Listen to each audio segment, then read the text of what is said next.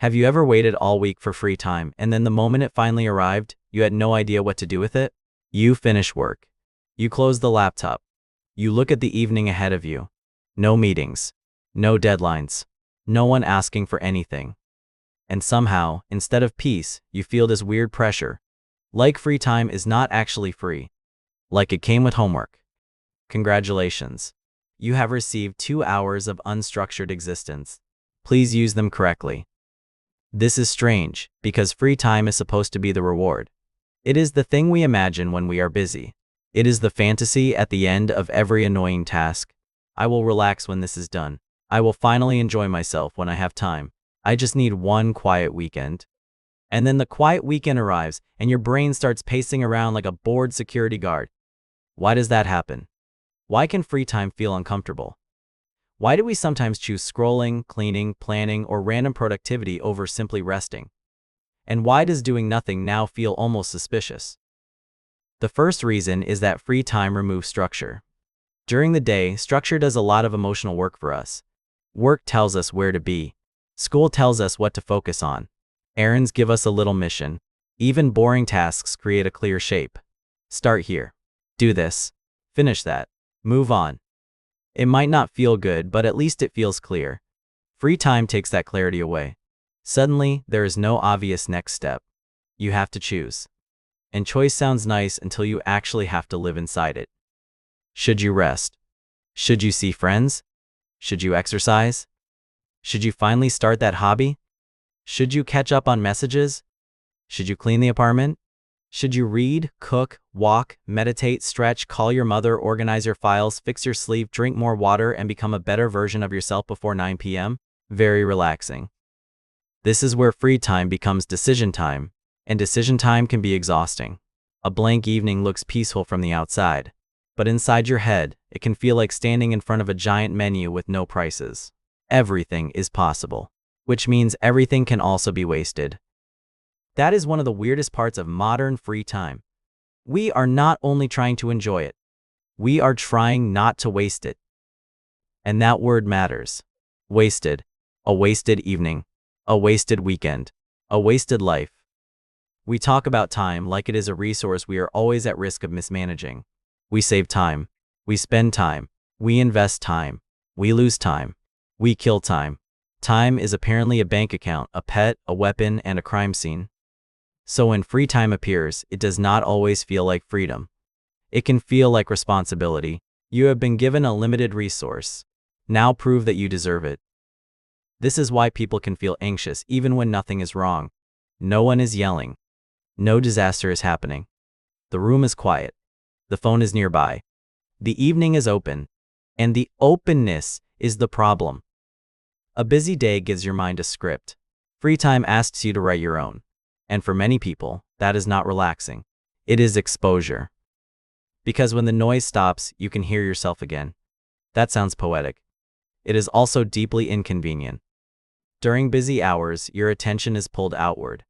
Emails, tasks, people, notifications, problems with names and deadlines.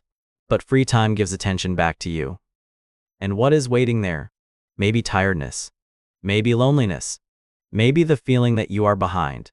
Maybe the thought that everyone else is using their life better. Maybe the quiet suspicion that you do not actually know what you enjoy anymore. So naturally, we open an app and watch a stranger organize a fridge. This is not because people are stupid. It is because distraction is easier than contact. Contact with boredom. Contact with uncertainty. Contact with feelings that were waiting politely in the corner all day. Free time creates space. And space does not only hold peace. It also holds whatever you have been avoiding. But there is another layer. Free time is not just emotionally uncomfortable. It has become socially competitive. In theory, leisure is personal. You do what feels good. You rest. You wander. You make a sandwich and stare out of a window like a retired detective. A beautiful and underappreciated art form. But now, even leisure has an audience. We see other people's free time constantly. Their trips, their workouts, their books, their clean kitchens, their Sunday resets, their hobbies that somehow look like small businesses. Someone is hiking at sunrise, baking sourdough, learning Japanese, doing Pilates, journaling with a fountain pen, and smiling next to a lake. You have reheated pasta and a phone at 8%.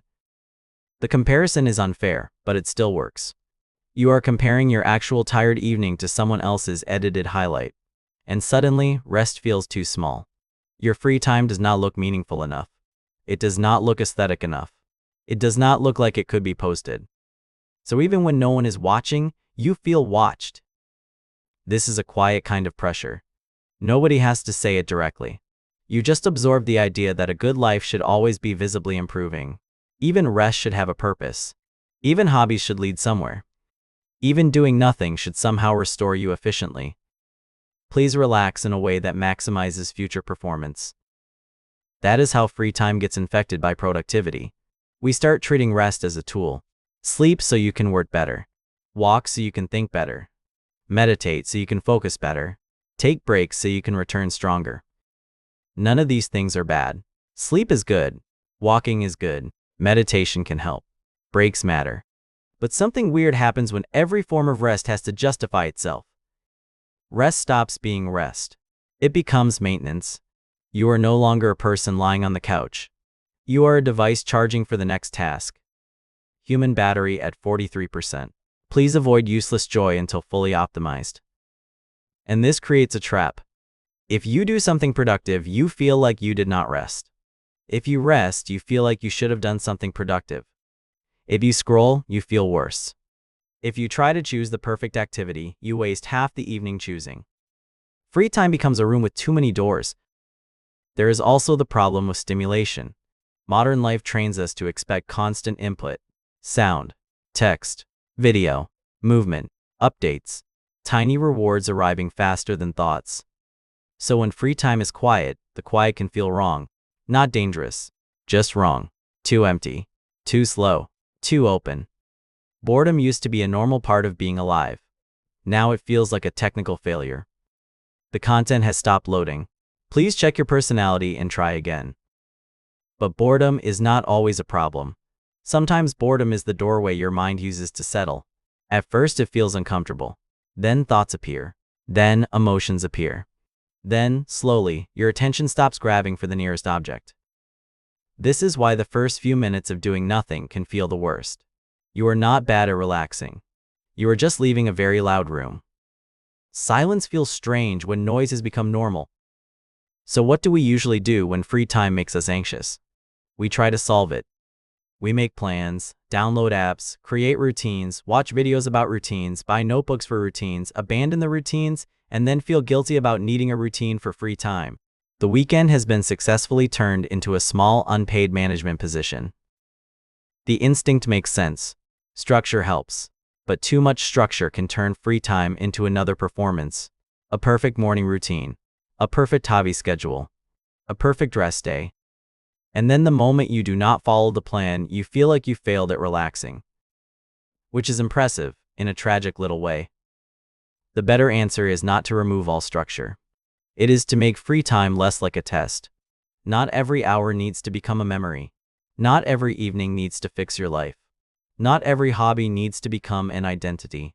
Not every moment of rest needs to be earned. Sometimes free time is allowed to be ordinary. An ordinary walk. An ordinary meal. An ordinary conversation. An ordinary hour where nothing improves, nothing is posted, and nobody becomes their best self. Just a person existing without being useful. That sounds simple. It is not always easy, because many of us have tied our value to usefulness for a long time. We know how to be needed. We know how to be busy. We know how to be behind. But being free? That can feel unfamiliar. This is one reason vacations can feel strange too. People imagine vacation as instant peace. But the first day often feels messy. You check your phone. You feel restless. You wonder if you should be enjoying it more. You become anxious about not being relaxed fast enough. Nothing says inner peace like monitoring your relaxation progress. It takes time for the nervous system to believe that nothing is required. It takes time for attention to slow down. It takes time to remember what you actually like when no one is grading it. Free time is not only time away from work. It is time away from being measured. And maybe that is why it can feel so uncomfortable. When nobody is measuring you, you have to meet yourself without the scoreboard. No productivity, no achievement, no proof, just you. And maybe the question is not only why free time makes us anxious. Maybe the question is why we have built lives where being unmeasured feels unsafe. There is no perfect fix for this, but there is a useful shift. Instead of asking, what should I do with my free time, ask, what kind of state do I need? Do I need quiet? Do I need movement? Do I need people? Do I need play? Do I need sleep? Do I need to stop turning every feeling into a project? This changes the problem. Free time is no longer a blank page you must fill impressively. It becomes a way to notice what your mind and body have been asking for. Some days the answer is connection. Some days it is solitude. Some days it is a real hobby. Some days it is doing something pointless and enjoying that it is pointless. Pointless does not always mean worthless. A lot of human life is pointless in the best possible way. Jokes are pointless. Dancing badly in a kitchen is pointless. Looking at clouds is pointless. Rewatching a comfort movie is pointless. Sitting with someone you like and saying almost nothing is pointless. But these things are often where life feels most real. Unfortunately, they are difficult to put on a quarterly performance review. The anxiety around free time is not proof that you are broken. It is often proof that your brain has adapted too well. It adapted to pressure. It adapted to comparison. It adapted to constant stimulation. It adapted to the idea that every moment should be useful. So when usefulness disappears, your brain does not immediately feel free. It feels unemployed. But with practice, free time can become less threatening. Not perfect. Not aesthetic. Not optimized. Just yours. The goal is not to waste your life. The goal is to stop treating every quiet hour like evidence in a trial against you. Because maybe free time makes us anxious for one weird reason.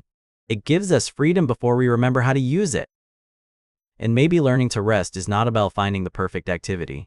Maybe it is about becoming comfortable with a moment that does not ask anything from you. No output, no improvement, no proof, just time. If you like calm explanations about the strange little things humans do, come to The Weird Reason for more quality explainer videos.